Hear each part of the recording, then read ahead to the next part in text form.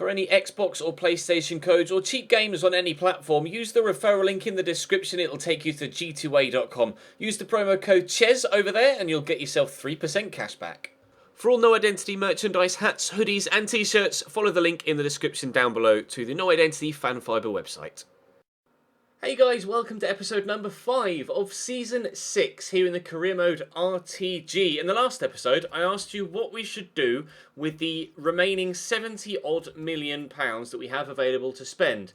I asked, should we maybe sign a high-rated striker or should we sign a high-rated centre-back? And the general consensus in the comment section of the previous episode was that there was no general consensus. It was pretty split, to be honest. The highest thumbed up comment was for centre-back. So because of that, I'm leaning towards centre-back. We do, of course, have Luciano Vietto as an 86 rated striker as well at the club. So we have two 86 rated strikers, which are higher rated than any centre-back I have currently. We have John Stones, Elliot Bennett. We have Eric Dyer, who I could maybe play at centre-back as well, and Jonathan Tart at 84, and then obviously the young Harry Darling at 77. We do have Jamie McLaren as a backup striker as well, but I'm genuinely torn. I really don't know what to do, but we are going to have to figure it out in today's episode.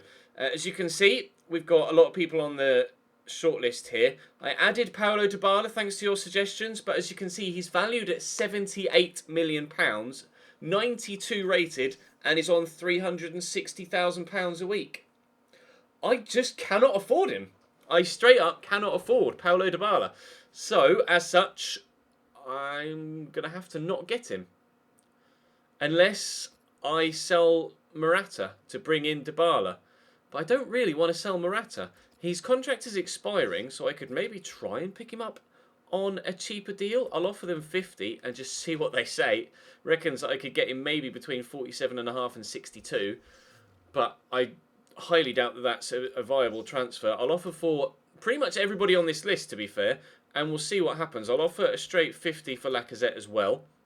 As you can see, wages are going to be rather substantial for almost everybody on this list.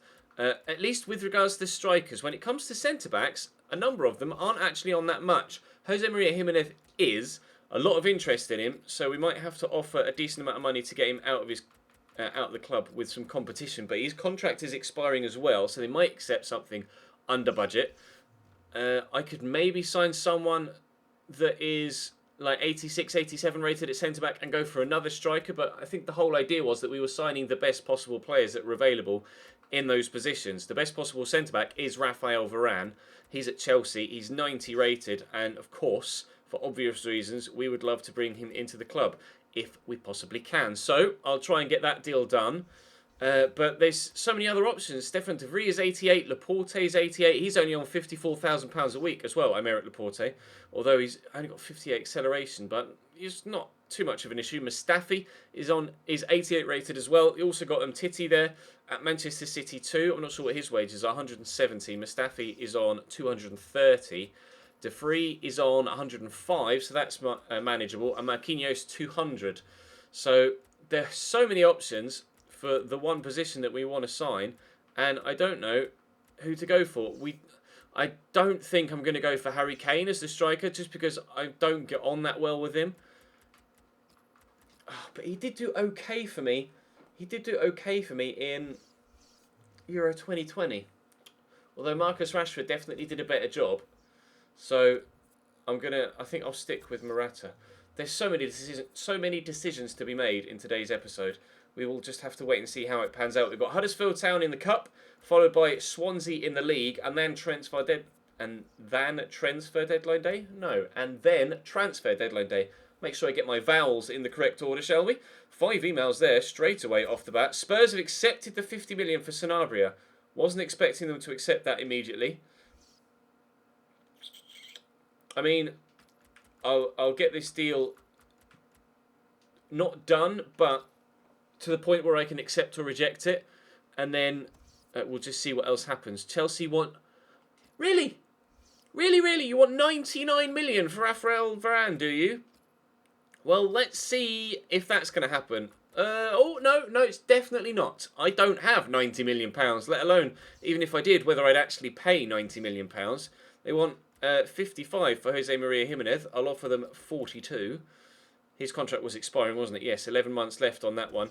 Offer rejected for Alexandre Lacazette. They want 82. Again, not a chance of my paying that. You can have 62 perhaps, because I'm going to need some money to put into the wages there.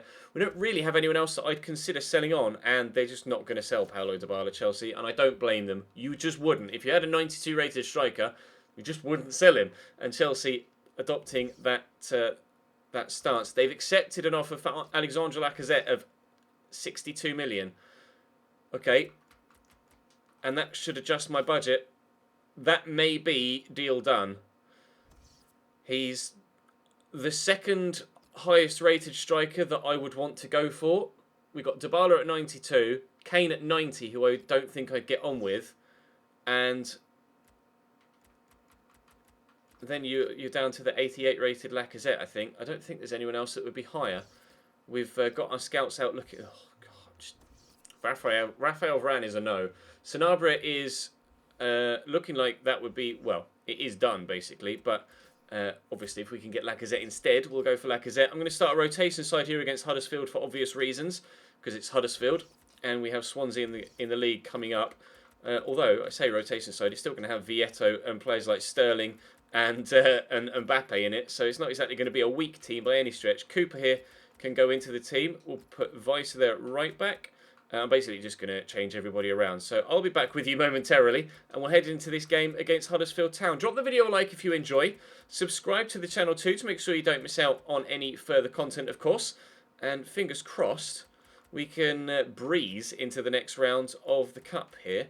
Put Darling there. We put you on the bench. And yes, it should be, he says, should be a simple progression through.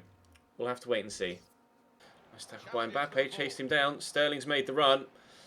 An unusual amount of space back here behind the Newcastle? What am I even saying Newcastle? Behind the Huddersfield Town defensive line there as they all pushed up. And when I've got players like Raheem Sterling playing an essential role, you just can't afford to do that. Racing away there, Raheem picks up another goal in a Cambridge United shirt. Very good finish actually on his left foot, because in a previous game he actually shanked it quite badly on his left. So it's nice to know that he can finish on that side, which we'll have to bear in mind now. Previously, I was kind of thinking, oh, maybe I'm only going to be able to shoot with Raheem Sterling's right, but that proves we can shoot with either foot with him, so that will give me more confidence in front of goal with him for the rest of the season. Win that, please. Well up, Harry Darling. Very dominant in the air there. Vietto will quickly get that round the corner to Raheem. He'll get it back to Luciano Vietto. He'll make it 2. This could be quite the scoreline here against Huddersfield Town. It's perhaps unfair of me to have played such a strong side against them, but unfortunately for them, I have a horrible feeling they're going to get an absolute pasting here. Jordi Hawula. Never mind. Good tackle by Harry Darling. We've given it straight away, and now Pike's in again, and I've missed the tackle there, and Pike scores for Huddersfield Town after 36 minutes. My fault, that one. Just shoddy defending, not really concentrating properly.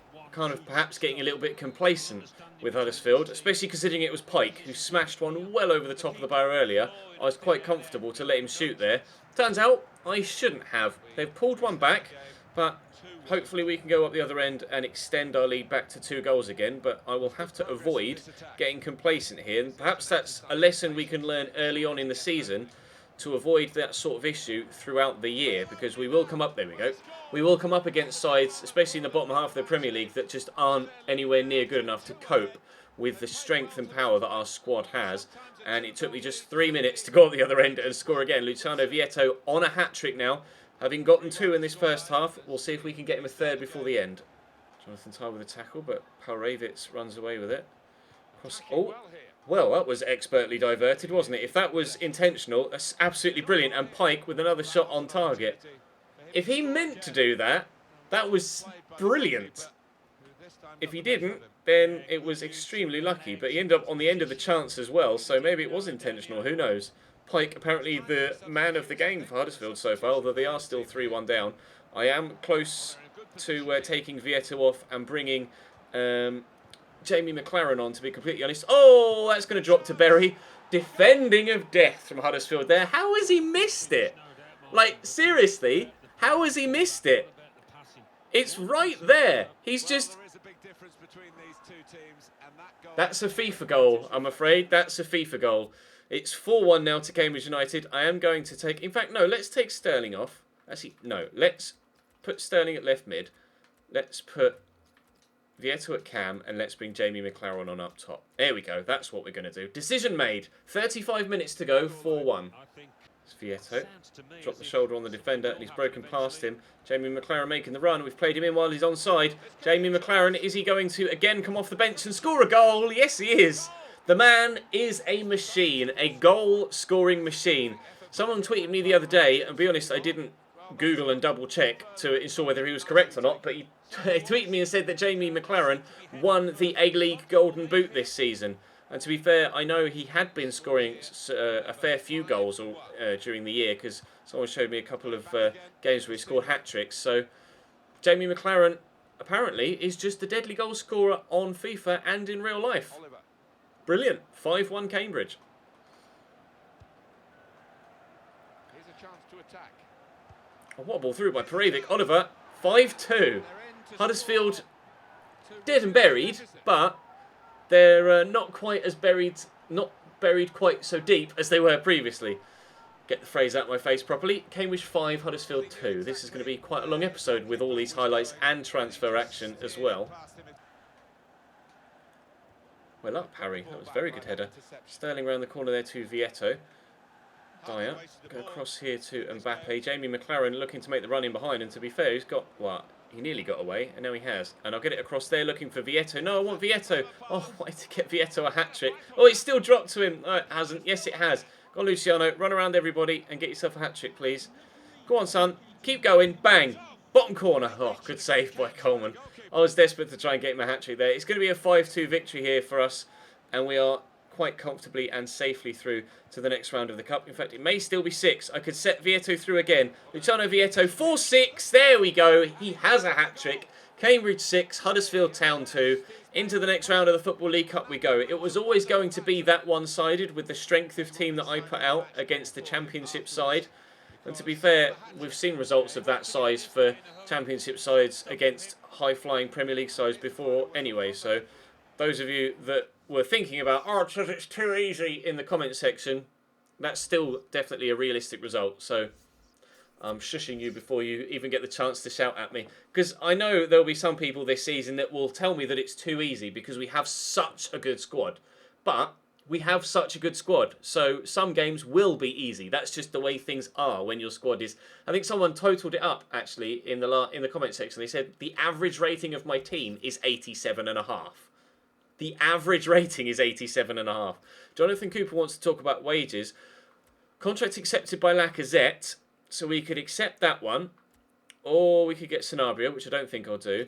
Or we could get the centre-back. Now, the centre-back was the more popular option, and Lacazette is outrageously obvious as a signing. I know I say that having signed players like Alaba at left back and Renato Sanchez at centre mid, so perhaps Lacazette would be the right player to get. But we already have 286 rated strikers, and Vieto got a hat-trick there. Morata scores a lot of goals for us, and I do concede a lot. So I think what I'm going to do is get the centre-back. I'm going to get the centre-back, and we're going to strengthen at the back. A, that was what the highest thumbed up comment was in the previous episode, and B, I think that is where we need to strengthen more, because it was conceding goals that cost me last season. It wasn't goal scoring that was our issue. So we will throw him into the starting lineup. We just get him in, sort the squad positions out. We'll throw him there, and do I put him in for Bennett or Stones? I'll throw him in for Stones, and we will make Navarrete captain. So 93 rated Lino Navarrete is captain. We have now a new 88 rated centre back, and we can always sign another striker in January if we decide that that's what we'd like to do. But I think that performance against Huddersfield, and to be fair, the performance against Manchester City in the last episode as well, proved that goal scoring isn't really our problem. It's going to be keeping clean sheets that is going to be the bigger issue this year, and hopefully Jose Maria Jimenez in for £48 million as an 88 rated centre-back will be the signing to help us win as many games as possible this this season. Jonathan Cooper has been put on the transfer list. Fine, I was contemplating selling him anyway, so it doesn't really bother me too much, to be completely honest. He would be the player that I would sell to raise more money for January. Although I guess if I... Well, offering it's not going to raise any more money for the budget, is it, if I offer him an extra little bit wage-wise? How old is... Are you 16 yet? No, he's still 15. Come on, Callum. When's your 16th birthday? I need to know when your 16th birthday is so I can know when you're going to go up a rating. Anyway, pushing forward into Swansea. Again, probably going to be an easier game, although I don't see it being a 6-goal game. Or at least a 6-goal game for me, that is. I don't see it being an 8-goal game as the previous one was. We'll play them in their home kit, why not? We've got our strongest lineup starting, though, and Sanchez has the plaster symbol but is fit to play, so he will play. I'm actually going to put Jonathan Tarr on the bench instead of Jonathan Stones. Actually. Jonathan Stones? It's not Jonathan Stones. Well, it might be Jonathan Stones. I don't know. John Stones. And Jimenez will start at left centre-back. That is a ridiculously strong team. I have to win at least 2 trophies this year, don't I? There's no excuses. I have to. There's no other way around it. Let's go and win against Swansea, shall we? He's decided that a strong central defender is what's required, and here he is making his debut. Yeah, they conceded 1 or 2 sloppy goals, I thought, last season particularly. And in an effort to stop that, he brings in this player who might just be able to plug some gaps. I mean, that may have been a default commentary line, but you did just hear Alan Smith say, well, they did concede some sloppy goals last year, so clearly the CPU AI is picking up on the fact that I've been conceding too many goals, and that was what we said in commentary myself in between games. That was the reasoning behind bringing in Jose Maria Jimenez and a centre-back over a striker. So either that's just a scripted piece of commentary because I signed a centre-back, or the CPU has picked up on the fact that I was conceding unnecessary goals last year and feels that I have acted accordingly. That's a foul from Kyle Norton. No, it was Jefferson Montero, wasn't it? Should be a yellow card here, even though it's early on and is. Bit of a lunge. I'll have to wait and see what sort of... Oh, it was Aquino. I thought that was Jefferson Montero, to be honest. All right, never mind. Well, whoever it was, Aquino, they have themselves a yellow card early on. Emre Can in there to Morata, to Lino Navarrete. Poke that in there to Fekir and then go back to Lino Navarrete in here. That is what a 93 rated Cam can give you. He's just incredible, Lino Navarrete. He's right-footed as well. That's on his left foot. Bosh. Pick that out off the woodwork. Cambridge 1, Swansea 0. We're going to have so much fun this season. Through there into Paredes. Navarrete. Arriving is Emre Can. I see the ball through there to Morata available. It's a dart past the defender, which we've done, well, relatively well. Can't Bartley actually give away a foul there. I'm not really too sure whether that should be a free kick, but Lino Navarrete will take it. And Lino Navarrete... It's too good. It's not fair on anyone. It's 2-0 Cambridge United. I can't fathom how good Lino Navarrete has become. He's been that around the wall and back in. Well, as soon as they won that free kick, you could see what was on the horizon. What a take. There aren't enough words. I don't have the vocabulary to accurately describe how good Lino Navarrete is. I need to go and bury my nose in a thesaurus and come up with some new adjectives because I've completely run out. Greco. Navarrete is there. And we'll use him. It's good football. Morata. Greco will hopefully keep that run going around the outside. Nicola Greco in the box. Well blocked by the defender. Everyone's falling over each other. Lino Navarrete has a hat-trick. Well, that was lucky. Very, very lucky. But a hat-trick for Vieto in the first game and a hat-trick for...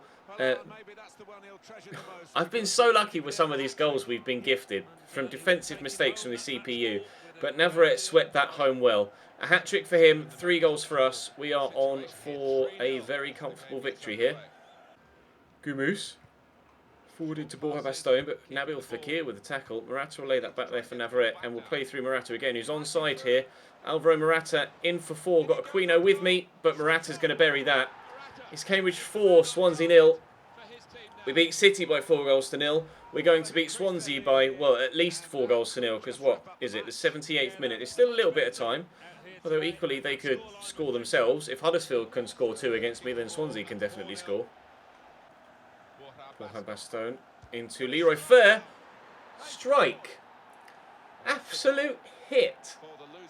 I said that if Huddersfield can score 2, Swansea can score, and they've gone and done exactly that. I'm disappointed that we've not been able to get Jose Maria Jimenez a clean sheet on his debut, but if you're going to concede a goal, it might as well be something of top quality like that from Leroy Fer. That's, yeah, as they just said in commentary, Watson is a super keeper, but he isn't Superman. And not even Superman, I don't think, would have kept that out from Leroy Fer. Absolutely brilliant strike. We could go up the other end and extend our lead again, but unfortunately Leroy Fer's the man in the way. He's had a decent game, actually. Had their best chances, it has to be said. With 5 minutes to go, it's 4-1 now. We've got a corner in the last minute, and it's whipped in. Who's underneath that? Jose Maria Jimenez. Close. Nearly a debut goal. If we couldn't keep him a clean sheet, maybe we can get him a debut goal. It's going to be Morata underneath it this time. That's a great header. 5-1 Cambridge United. We are surely going to be top of the table now on goal difference after a 4-0 win against Manchester City and a 5-1 win here against Swansea. I don't see anyone else having better goal difference at this stage of the season. We will head back now to transfer deadline day, actually, as it happens. 9 shots for me, 9 shots on target, 5 of which went in. Manchester United lose at home to Leicester. That's a result that we wouldn't have expected. Thoroughly impressive result for us, though. Delighted with that. Let's head back to the transfer window. Thankfully, no bad news with regards to Renato Sanchez's injury. He's going to be okay, so that's good. Halliday is the most expensive deal of the window, 85 million, and then our 2 incomings, Alaba and Jimenez, at 50 and 48 million pounds, are the other 2 largest fees. Although Everton were involved in another one as well, with Barkley going to Barcelona for 45 million pounds. That's an interesting deal.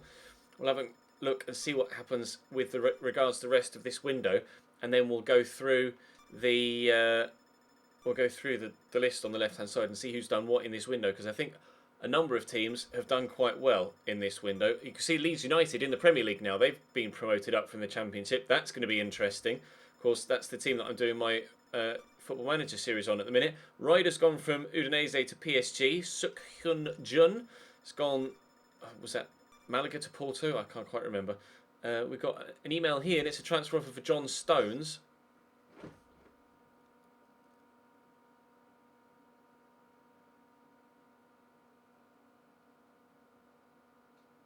I'm going to accept that.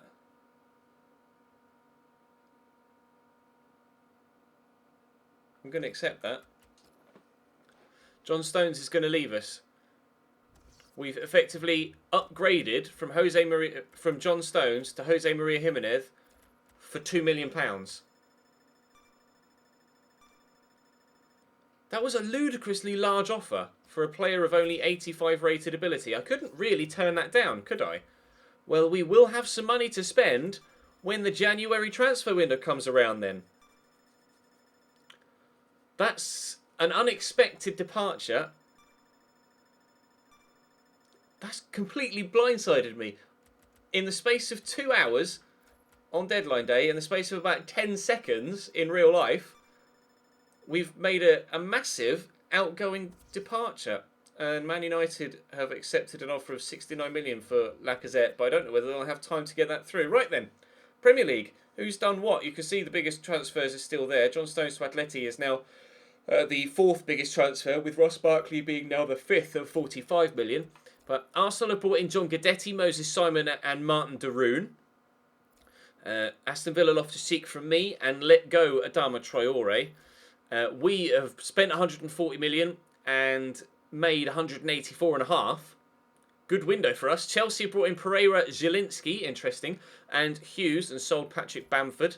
Nothing done by Crystal Palace in the summer. Everton have spent 108 million, although 85 of that was on Bradley Halliday. Also brought in Bamford, Wickham and Martinez, and Barkley, of course, going to Barcelona for 45 million. Leeds have brought in someone, Muniz, Miguel, Malumbu and Christensen.